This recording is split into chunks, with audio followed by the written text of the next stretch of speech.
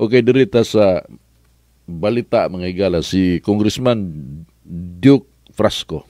Di naman kinala i-confirm kay confirm naman but coming from his own mouth ba. Si House Deputy Speaker and Cebu 5th District Representative Duke Frasco revealed that his expulsion from the National Unity Party was due to his refusal to sign a manifesto supporting the continued speakership of House Speaker Martin Romualdez in the upcoming 20th Congress. Si Frasco sa usa ka released statement kagapon mga higala mingon, hangyo siya or papirmahon siya. He was asked to sign the manifesto just 2 days after the May 12 midterm election.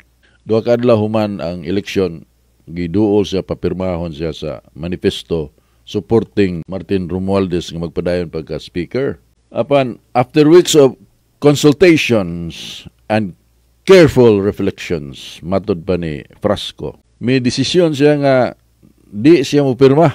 Ang iyang gitumbok nga hinungdan nga wa siya mupirma sa manifesto nga si Martin gihapon Romualdez mo speaker. The public's disillusion or mounting disillusionment. Ato pa nagnamog ka, nagtubo ba, nagkadako nga disillusionment mga higala with politics and the need for a more unifying leadership in the lower chamber. Matod pa, quote, there is deep disappointment that the unity our people once hoped for has been steadily undermined by political and personal interests. Unquote. Matod pa ni Frasco mga higala. Matod pa niya, ang iyang decision was informed by discussions with fellow legislators, local leaders in the Visayas and Mindanao, and his constituents in Cebu. He underscored that the President has consistently called for unity, stability, and a government that delivers meaningful change. So, di siyang bungbong administration gyapon, apan di siya ni Romualdez. So, now they're trying to put a wedge between Bongbong Marcos and sayang igagaw nga si Speaker Martin Romualdez. Aron mabungkag ng ilang alliance. But nasayop ni sila. Kaya di man ang alliance ni Romualdez si Bongbong. Bongbong is, he doesn't give a damn actually. It looks like, presidente mo ko, pusin-pusin lang ko presidente, diskurso-diskurso, pero wa mo abot sa iyang kinakahiladman ang sinsirong intensyon nga moalagad sa katawan.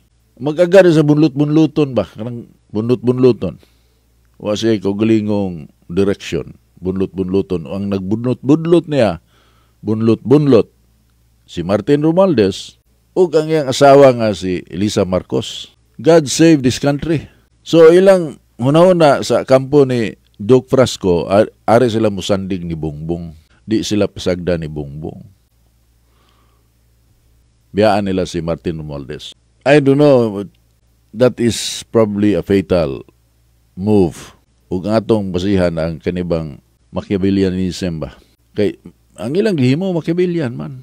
Katong gipakugo sila si Sara Duterte silang anak, kumare-kumare sila unya. Perti nilang pinanggaa. Gipasud pa si Cristina sa kada si Cristina Frasco bahin man na ni Sara Duterte. Unity ticket mo to, BBM Sara. Bahin sila sa pangbutang sa pwesto sa gobyerno. Nakapabutang og Bisaya, tourism, Sara Duterte. Una mo to ilang gibuhat, may pirma sa impeachment. Because of praktikal lang taba. Survival, political survival. Paingon sa eleksyon man to. Karon, pike. Kining impeachment mga higala by the way, naminaw kong interview sa abogado ni Chief Justice Corona ba. A relatively young lawyer. Pero may laki gi-interview sa ANC News Channel mga higala. Papareha sila og assessment ni Sir Eric Espina. Although kani siya abogado gani. Iyang gi pasabot ba nga kaning impeachment dili ni press korte although mura kuno hayog nas korte kay naay pero ang atong jury system ba ang mga senador may muhukom sadaan man ni udi niya ang mo prosecute ang ubos may baloranan mga higala. Pero lahi ang rules nini. Dili pareha sa korte nga ug mo accuse ka pakita og ebidensya. prubaha ang imong pamasangil pinagi sa solid evidence under oath ka nga masangil. Kani di man. This is practically a political exercise. Uni ang gi-accuse na ini mo ma-damage. Bisan pa og limpyo siya mo ma-damage mga higala. Kay mga insinuations, dawaton naman na dito. Dawaton naman. Gasugod na ganiron. Sige na silang drum up og kuan ba nga ang katawan kuno gusto nga masayo doon sa tinuod. Mga kinanglang yung i-impeach si Sara Duterte. Tagaan siya sa her day in court. Gusto sa si Sara nga bloodbath sa impeachment trial. Pero naay proseso. So, there is a call dito sa Supreme Court. Ilang pada dito nga. Di man illegal ilang gihimo. Ana ba? So it has to be resolved. These issues has to be resolved until such time nga. Ma-resolve na siya, then we can proceed sa impeachment trial. Ilang pahibaw karon nga. Murag si Sara dili gustong may moagi ang impeachment trial. Mao na ilang bisag giingon na si Sara Duterte nga gusto ko ana. Idayo na. Blood tani pabuhagay tani tanan. Mao na yung official statement sa Vice President. Pero na ay mga proseso nga gibuhat pod na ay maingon nga gusto kag trial nganong napamangkagisangat sa Supreme Court kuan kayo kanang maklaro nimo nga they want the impeachment because it will destroy Sara Duterte. It will destroy Sara Duterte's political career. Pero ni Corona, God, what happened to Chief Justice Corona? Unya, after some years, nahibaw tangan wala ito sa. Hasta ako pahiya ako sa akong kuglingon nga pumbida ning tao. No? Magsalig raman ta sa information gikan sa kaulohan mga higala, umtay direct access ani mga tawana, kani mga national actors. So, dependent ta sa i-feed sa news dito, padong na to. And then we make wrong decisions because corrupted kayong ilang kuha og mga information dito. Luoy kay bida. So kana ini kitabo ana mga higala. Kana si Sara Duterte lat-an sa media sa Manila. Di sila ganang probinsyano gyud. Ana mga naas media, di ganang probinsyano nila. Kaminos na sila. Ugwa pa ng social media awan dugay ra. At least ang social media agwanta ba sa maka equalize ba. Gi-interview tong abogado, certain abogado ni Corona. Ingon siya nga duha man kuan legal o political. Og legal kinahanglan mo present ka og ebidensya under oath nga og dili maunang imong pasangil sumbalik na nimo mo na sa legal husgado na kay ikaw na masangil kinahanglan man jud nimong i-prove ang imong pamasangil ug di ka prove sa imong pamasangil ikiham kag danyos do naman kay accountability sa imong pasangil samtang dire sa impeachment trial wala bisan pa og ma-acquitted si Sara meaning dili mubutar ang mga senador nga wa kado tong impeachment complaint sa ato pa libre si Sara Duterte damaged goods na nadaot na yung reputation. Kaya ang pasangila naman po namulitik ka mga senador pabor ni Sara bisag na ay klaro kayong isyu. Mao man ay may tabo. So nagpanikad na sila kanang mga kontra ni Sara Duterte nagpanikad na sila. Because they want to destroy her. They want her to be out of the way. And then kita na lang magbugno. Ayaw na to siya appeal kay unfair man og appeal sa ilubong man ta. Pagkakaroon og mag-eleksyon, landslide mga higala. Remember, si Bongbong og si Sara Duterte majority in a multi-party system, they got the majority of the votes from the Filipino. Sila ra si Digong pila ra man tong 16%. 16% ra ang kadigong. Pero kinadaganan siya nakuha itandi sa ubang mga kandidato. Nagbahin-bahin ba? Siya may kinadaganan, daog siya. Kinining kabongbong, kuang yun, sila gawin majority.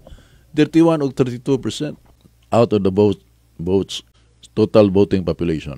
Unya, kanilang duha sa kining mail-in voting, kining ipadalang mga OFWs sa mga nasod nga namutar, mga Pinoy nga tuwa sa nagkadayang kanasuran, mibutar. Usara ka nasod nga napildi si Sara. Vatican. Silang duha si Bongbong napildi diha sa Vatican. Mura to gikapilihang Sara, si Bongbong napildi naman sad sa Australia. Mga Pinoy sa Australia mibutar ni Sara apan wa mo butar ni Bongbong. So napildi si Bongbong dito sa Australia, mga Pinoy sa Australia.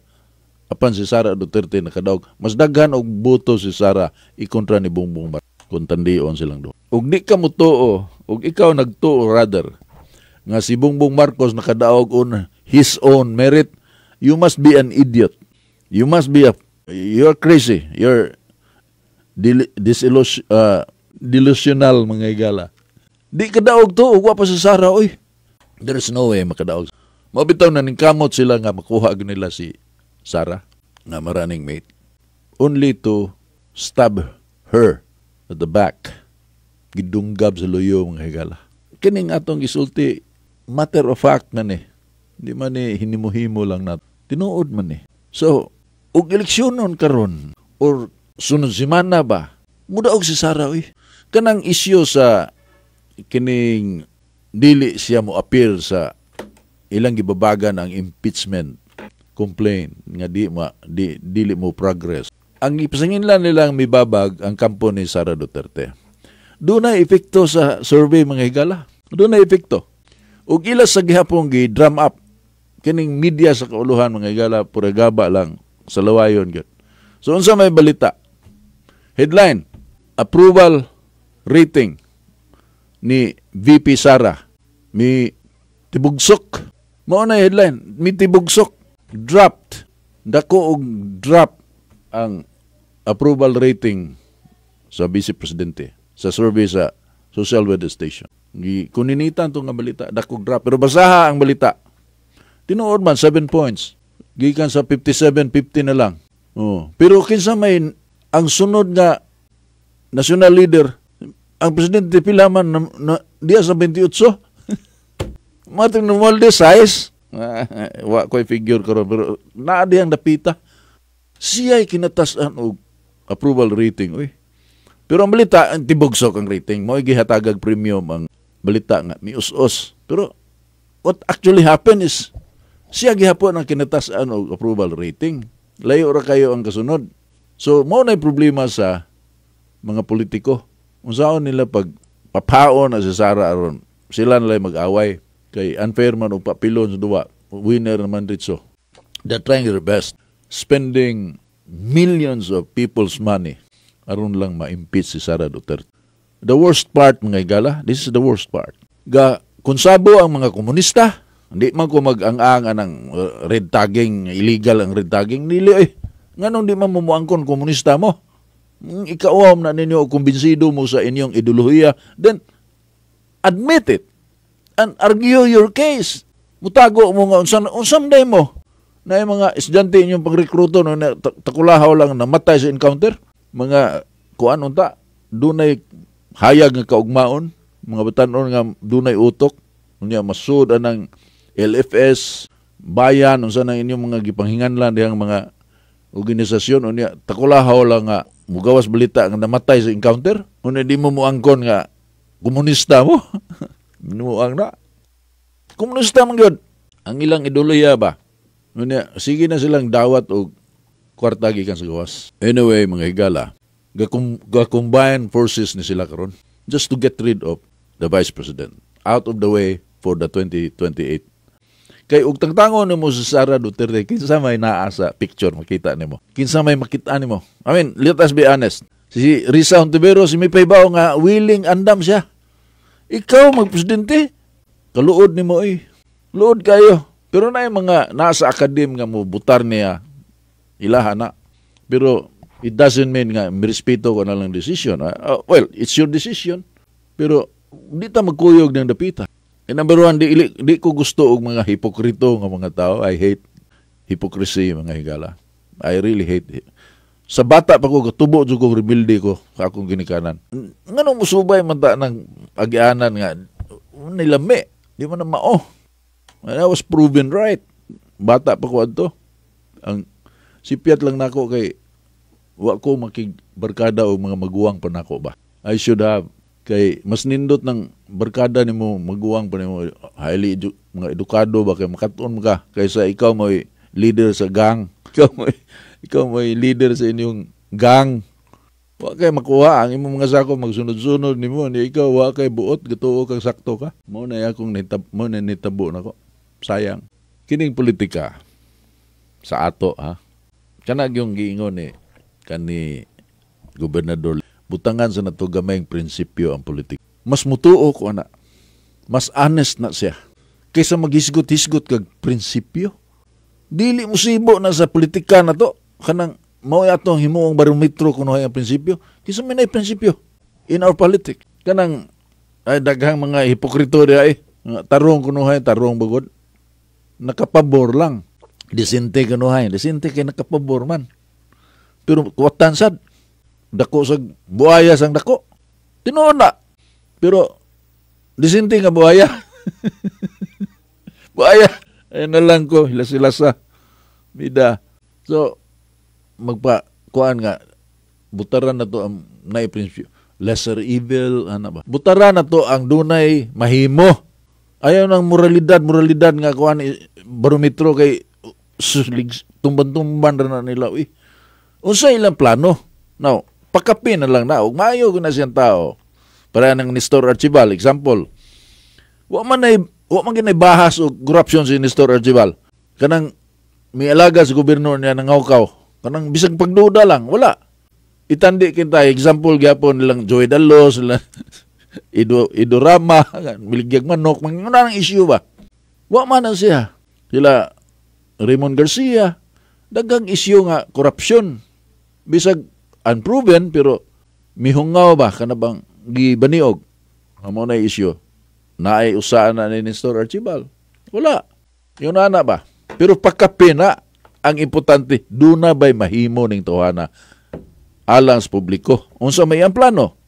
Mo na'y labing maayo. Mo na'y anata mo desisyon diyang dapita. Let us give that much premium rather than kunuhay nangita tag Santos. Nabito mga nakaalagad, bubida manimba, ang ilang kadaugan sa politika tungod kay alagaron sila sa simbahan. Sa may nahimo, way agi. Wagi-agi, pero gaba lang. Kana lang maing tao. Maing tao, susmayo ang tao na kada Domingo to simba. Politika ni, we're concerned about mundane problems. Kanang mo ato sa langit, pingitag lang paagi, anak.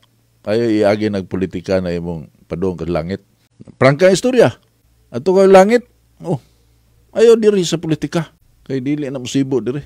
Paningkamot na lang nga maluwas ka, moingon ka dito ni Ginoon nanak ka sa imong gingarian ay taong ko kalimti. Pero yan ni Barabas. Pero moingon ka nga maadto tag langit. Kitang tanan mo butan mo nako kay mga to tanag langit buutan ko ay ko binuangi ana adtong langit. Wa pa siguro mag-una ka nako sa impierno. Tanawa ra ko na. Sok Biligas, CBCP, Catholic Bishops Conference of the Philippines. Ug di kuno kana kunong dili madayon ang impeachment ni Sara Duterte. It's a sin. Sa kuno, come on. Ay na lang kapil daw. Shut up. Huwag mo tuon mo, anak. You're just destroying yourself. Ug si Duterte pa, huwag mong gawin yan. Masisira ka dyan. Sa kuno. Ngilngiga ko ni mo. Sa ato pa, maimpirno. Kanang si Jesus Escudero, ditso na sa impirno, mangigala kay ang Jesus Escudero, di man ko gusto. Ayaw ko ninyong tuloy ka mo na anay lamog manduan mo ni Romualdez, Speaker Romualdez, dili ko mamanduan ana. Naami set of rules sa Senado, mo na brugana ni Jesus Escudero. So, mura siya dili gusto ang impeachment, nga matuman karon. Ingo man si Bishop, Lingayen Bishop, Socrates Villegas, nga sa kuno na, it's a sin. Gabiha sa doy. Una kay in one encounter nako anang Sok Biligas manghigal na kaingon ko he's a son of a bitch. Dito sa Tacloban pag Santo Papa, stricto kayo. Ngayon lang ko statement, libaran ko. Kung kayo kan arrogant. That's the impression I got. He's arrogant pero tubangan sa media ka ng TV, buutan kayo. Nalumos sa gahom because they're so powerful. In the name of God, disgusting. Apil og politika. Prinsipyo kuno ay. Sumagot naabay na. Kani mga igala, this is an epic failure sa simbahan. Every election, ang panawagan simbahan, kada Domingo, tanang parokya. butar sa konsensya, di ba? Natunong na ang mihari ang kwarta. Katong napildi si Gwen ni Bari 4, tungod ba to sa simbahan? Dili. Tungod ba sa panawagan nga gamita ang konsensya? Dili.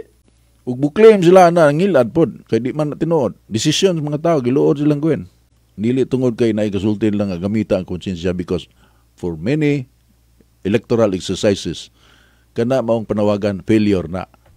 Instead of calling for a charter change, systems change, it would be more effective than telling the people mag-usab ta. It won't happen. Sa politika ha, sa tagsa-tagsa na to kakinabuhi, kanang panawagang mag-usab, mo epekto na sa, napo kita na usa siguro nga, matandog ang iyang konsensya, magbago siya, di na siya manugal, di na siya mababay, di na siya moinom, ang iyang mahimiling bisyo, pamakak na lang. Because that is evangelization. Ngunay reliyo sa simbahan. Pero kanang manawagan nga mag-usab ta sa kaugalingon aron tarong nga tong pagbutos katawan o kanang mga politiko namitabo. Pero ug moingon mangampanya sila nga usbon mo kampanya ta usbon na to ang system. Let us get away from a highly centralized unitary form of government. Let us get away from that kind of setup because that is a colonial setup. Mura ra gyapon og under ta sa Espanyol ane. Ug kinsay maglingkod sa lingkuranan nga gibiyaan sa mga katsila. Mo sa ilang buhaton padong sa ubos. Bata-bata system, sinipsipay ana, kinawatay kay ang sistema gidisenyo gina. It was designed to efficiently plunder the country's resources. Ilang just to plunder, to efficiently plunder the country's resources and to efficiently subjugate the natives. Gidisenyo na sa mga colonizers. Wala naman sila. Kita na mo lang pero ang setup maugyapon. So kinsay mo lingkod sa lingkuranan sa mga colonizers. Mo ilang buhaton. Tanawa ra gud. Mga buta diri gikan babaw kinsam na USEC na undersecretary. O bata na sa undersecretary. Tao na ni kuan. Lakas kayo na dito. Usa man klasihan na sa panggobyerno. Pero mao na itong gimatuto hangtod karon. Mao na ito. We are insane. You keep on doing things over and over and expect different result. That is insanity. Hey, good boy. Kanang wala good. Hindi ko seryoso ang trabaho eh. Gusto lang ko mag-presidente pero come on life serious dia kay ari ko sa Duran-Duran, Formula 1 racing, tanaw ko. Gikan ni sa LA, kay ba wag unsa ng LA puloy? LA. Liluan area. Liluan area. Positioning na mga kagaral na threaten si Duke Frasco aning Yeda Romualdez na apo ni Quito Mendoza. Liluano ni. Kalayo pa sa 2028. Uy, pero 27 kaadlaw nagikan sa May 12 election, wala pa gihapon mo conceive si Lalay na involved magod. Si Lalay lisod gyud lagi ning menopausal. Hadlo ko na mga Prasko mailugan sa trono sa LA. Liluan area niya si Gwendolyn hadlok pod ni Yeda kay Guap. They're exerting effort to stay in power. That's all. It's not because they want people to improve. They want to improve the lives of people. Lahi. Tanawa ra ko nang again, maingon magbayad siguro ko. You might. But it's alright. I can prove my point.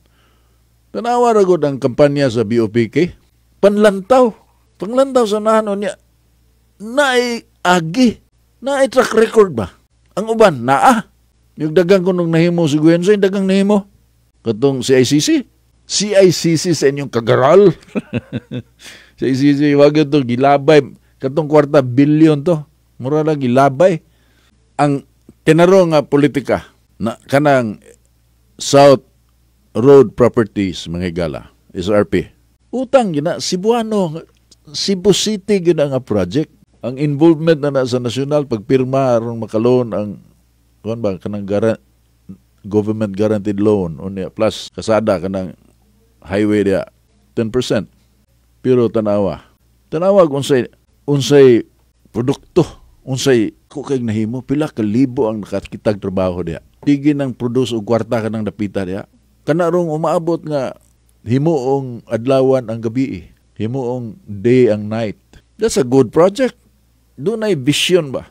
Ang uban unsa may istorya sa uban nga politiko. Sumagot kamon minaw man. Unsa may ilang istorya, unsa may ilang buhaton kung sila mapili. Doon na ba sila plano? Wala jud. Maing tao lang atong kuno mga motherhood statements ba? Motherhood statements mga igala. Unya sa sayo dayon budots. That's all. Pero bayag agi wala. Kanang mga agi nga dali kayong ikuan ba kanang moingon nga iyahana kinasayunan na buhaton.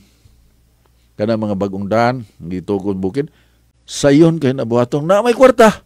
Anong di man mahimo na may dagang kwarta pero wa pay kwarta mahimo kana niya. Mangita pa si kwarta. So when it comes to sourcing of funds, asa man dapit ang ilang genius kinta nga paagi aron makaingon nga sila nangita sa kwarta and then application mayo ang application wala. Sayon kayo i-demolish ang argument ba. Tanawa nang unsa to nga na kanang padung sa Balamban ba? Trans Central Highway. Kanang Trans Central Highway mga igala. Tanawa kung sa'yo nahitabo sa bukid tungod ang Trans Central Highway. Kana lang agyanan pa dong dito, daga na kayong negosyo. Tagabukid din na manginom o kanang gikan sa kanang tubod. Mineral water na imnon, Kanang gisubayan gyud sa Trans Central Highway. All the way to Balamban. Dagang kayong establishment, mga negosyo gito ko di adaplin. Imposible kaya na sa una. Imposible as in imposible. Ug imong ipon ang mga nakakwarta sa ilang paningkamot apan tungod kay naa ang opportunity sa usa lang kadaan nga nagsubay pa doon dito sa Balamban. Malisang makaingon ka yate sa rugod billion na di ang income ani. Kung imong kugihag kwenta ug pila ka buok nakatrabaho or nakakitag kwarta tungod anang kasada lang, tanawa kung sa nitabo sa Balamban. What happened to Balamban compared before? It's one horse town, it's a sleepy town. Just like any other town. Pero sa dihang nahuman ang Trans Central Highway, masyudad ng Balamban. Masyudad na. Ako kag improvement Tarantar ko na local government. Ang local government, di sad kayo visionary ba? Kanang, they could have planned. Nga mao ni ang may tabo. Ato ning ikuandaan kanang maghimo daan tag kuan. Asa ibutang ang kuan, prepare the place for the forthcoming and our incoming boom because na namang ingredients dito. But it's still a good, mga igala, improvement from before compared to where they were before. Of course, ilog na sila o kinsay mo claim sa kanabang credit. Nga ako'y nakaingon kaingon yung kagaral.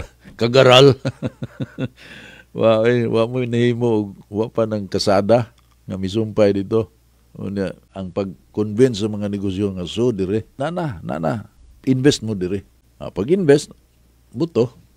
Mao na katong 1997 crisis mga igala, economic crisis, Asian economic crisis. Ang naigo adtong maayo ang Thailand.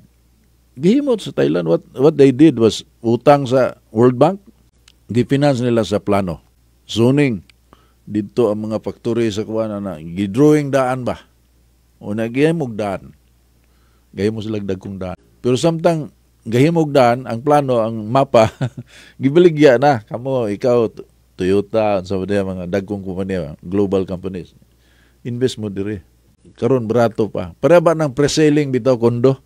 Nga wa pa tukura mamaligya na ang tagiya landmasters wa pa tukura pero nanay drawing nanay building kabaro ka ng karton na bitaw butang suga i-display sa Ayala na mo ni ang dagway mahuman unya ug mupalit ka karon barato pa ni ini kuma na ni mahal man ni times 2 times 3 so palit na mo daan mo na gihimo na ulian ang ilang ekonomiya mo na pamaagi. Kinahanglan nga may kag plano na kibaw ka mo baligya sa imong plano. Pero mangangkon lang kag plano di ka kibaw baligya kay in the first place di pud imong plano sama sa nahitabo atong Greg Sanchez. Siya kunoy author ng Transaxial Highway. Say hanaw niya Pero namatay naman to, so sorry na lang. Pero siya gyud kuno hay father ang nga vision. No, of course not. Sa diha na investors, gipangutana kung sa man ana ba. Wa ka explicar. Kaya wa mas kibaw sa consequence ba unsa man kaning when you present a project like that ngadto sa kiniyang whatever lending institutions na kay i-present nga kuan cost benefit ratio. Ang gobyerno nga mo pirma government guaranteed loan, cost benefit, pilay gasto o pila may return of investment. You have to be convincing enough to do that. Si Ramos, technocrat man kito si Ramos, civil engineer man to. Sa iba ka military ang iyang discipline is civil engineer. Kuyaw kay ito si Ramos, muna dagang manginaway ni Ramos, pero believe ko itong Ramos. Di ito mo approve og project o kay plano. Mga kagwarta, gobernador ka mga kagwarta para sa kanang development sa imong probinsya. Moingon na ito Ramos, may plano nimo, roadmap. Pilay gastuon, tanan. Bisag brief lang. Mubo lang. Ayon taas. Unya na ng detalyado nga kuan. Pakita lang ko sa general concept, pilay gastuon, pila may benefit ug ato ni buhaton ana. You know, because look, tanawa ra gud unsa may long lasting nga mga administrations nga makita na to karon. Long lasting gud. Kinsa mang agi ang atong makita karon. Tanawa ang mindset sa mga administrators. The mayor, the governor, tanawa ang ilang mindset compared to the other politicians. Tanawa, agi. Pero unsa may reaction? Arrogante, stricto, kanang garbuso, ano ba? Pero daghan ang nakabenepisyo. Ang katong maing tao sa yung duulon, pagkatar, maayo kayo, butan kayo, sige simba. May agi. Unagi mo ng sikreto o gato sa ila kay mahuam kay 50 pesos, di na pahuam.